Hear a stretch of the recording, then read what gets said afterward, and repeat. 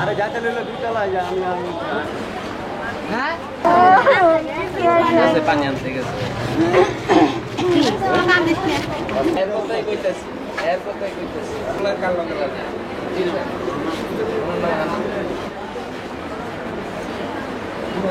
ছেলে বাড়ি খেয়েছে জানার লগে হেন থেকে উঠে আবার এক ডুয়া দিছে তারপরে হ্যাসরাই রয়ে গেল যাইতেছে না জোর জবস্ত করে হ্যাসরাই ঘরে থেকে নিয়ে গেল নিয়ে গিয়ে এরপরে এই টাঙ্কির মাঠ আছে না পিছনে ওই মাঠে গিয়ে নিয়ে মারছে রাস্তাঘাটে মারামারি করে না রিক্সা করে লয়ে গেছে যদি মানুষ ধরে বাঁচায় ঘরেতে টাইনে নিয়ে তো আর মারাটা উচিত হয় না যত অন্যায় করুক দর্শন করুক যাই করুক আর লোক আসলো আইন আসলো বিচার আসলো এই যে তিনটা বাচ্চা একটু আপনাকে দেখলে মারা লাগবে একটার বয়স 6 মাস আর একটার বয়স 6 বছর আর একটা 2.5 বছর বয়স এদিকে কি খাইবে এই কাজ করে দেওয়া পরে তোরা খাইতো দেশে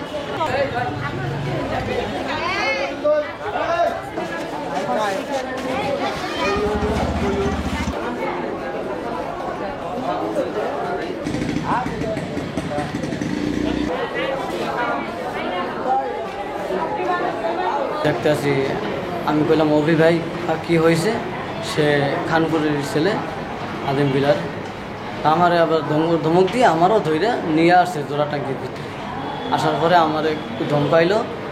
যে তোমরা সবই জানো তোমরা প্রচার করো মাইয়া প্রচার করো না কি করো হ্যাঁ কেটারগিরি করো নাকি এটি শহরে ইয়ে করো এইসব তো কইটে আমার লঙ্গি ধরে টান মারলো আমি লঙ্গি ধরলাম